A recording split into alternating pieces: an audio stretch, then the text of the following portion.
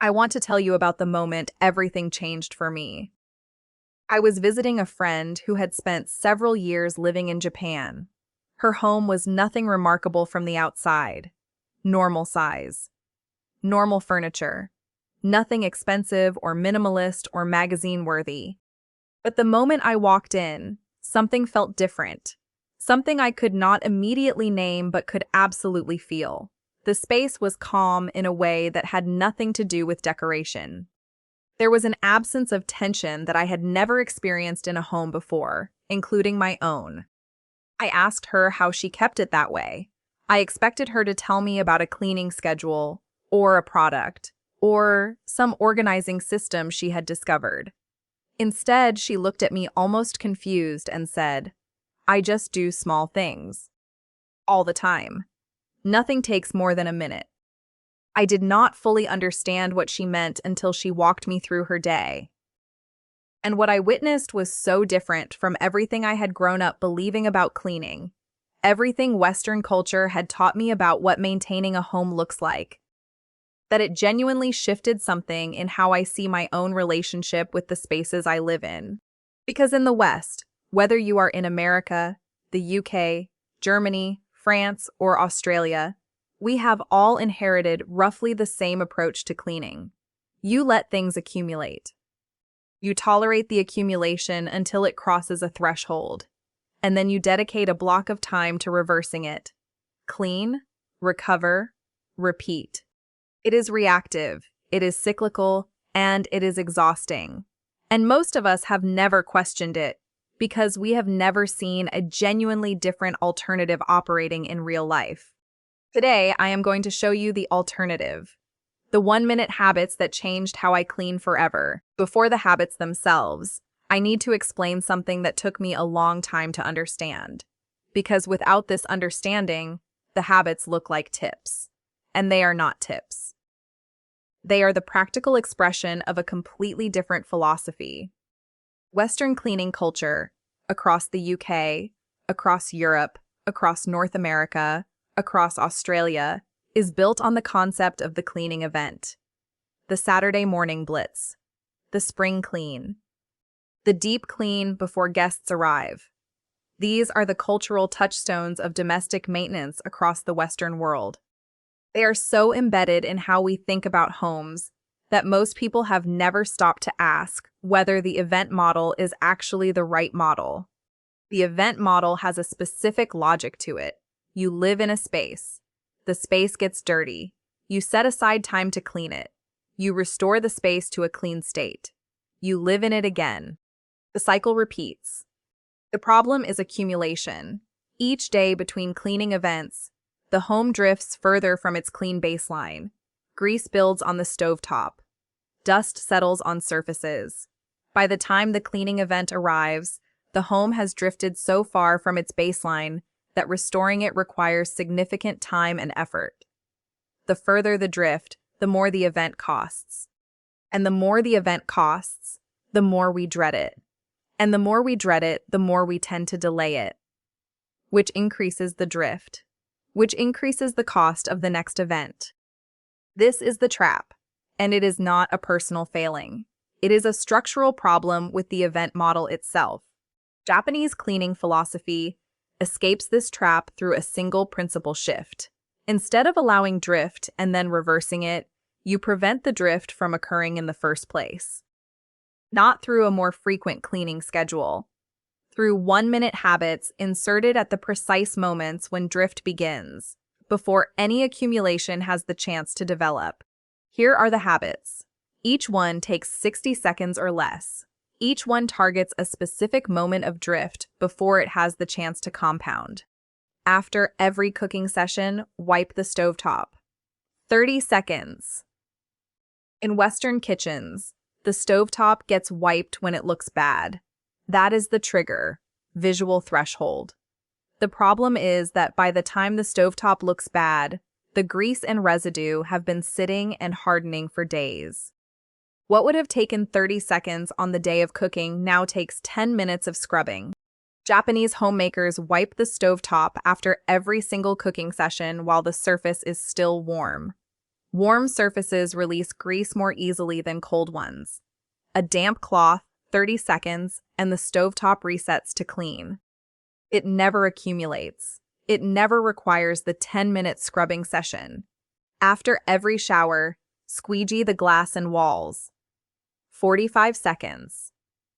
Soap scum and hard water deposits, the scourge of bathrooms across the entire Western world, require only one thing to develop: water left to evaporate on glass and tile surfaces, depositing its mineral content as it dries. This happens after every shower. 45 seconds with a small squeegee after every shower removes that water before it evaporates. No water left behind means no mineral deposit. No mineral deposit means no soap scum.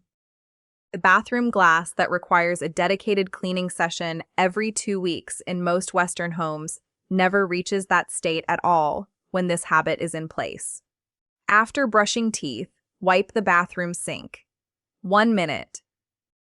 The bathroom sink in most Western homes is cleaned during the weekly or bi-weekly bathroom cleaning session. In the days between, toothpaste residue, water splashes, and soap residue dry on the basin, the faucet, and the counter. 1 minute after brushing teeth, a damp cloth across the basin, the faucet, and the counter removes all of it before it dries. Before it hardens. Before it becomes something that requires chemical intervention and real scrubbing effort. The bathroom sink in a home where this habit is practiced looks clean every single day of the year. Not because someone cleans it, because no one gives it the chance to become dirty. Before leaving any room, 30-second visual reset. This habit is so simple that it barely sounds like a habit at all. Before you leave any room, you take 30 seconds to return it to its baseline state. Cushions straightened. Items returned to where they belong. Any surface that has something on it that should not be there gets cleared. 30 seconds. Before you leave the room. In practice, this means that no room in your home ever drifts more than 30 seconds away from its reset state, because every exit from every room is a micro reset. The living room does not accumulate the end-of-day chaos that most Western homes accept as normal, because each time someone leaves it, they take 30 seconds to undo any drift that has occurred since the last person left. Multiplied across every room in the home, multiplied across every family member who does this, the cumulative effect is a home that maintains itself continuously throughout the day through the natural movement of the people who live in it. After every dish session, dry the sink completely. 1 minute. This is the habit that surprises most Westerners when they first encounter it because it seems almost unnecessary. The dishes are done. Why does the sink need to be dried? Here is why. A perpetually damp sink develops bacterial odor. The moisture creates the conditions for microbial growth. The water that pools around the drain deposits mineral residue as it evaporates. The faucet develops hard water staining. 1 minute with a small dedicated cloth, wiping the basin completely dry, wiping the faucet and handles, wiping the counter around the sink, removes all of these conditions simultaneously. The sink that has been dried properly looks and smells clean. It does not develop the bacterial odor that most Western kitchen sinks develop between cleaning sessions. And walking into a kitchen with a dry, shining sink in the morning changes how the entire space feels before the day has even begun. I have shared 5 habits.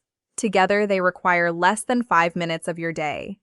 And yet the cumulative effect of these 5 habits, practiced consistently, is the elimination of most of what currently constitutes your cleaning workload.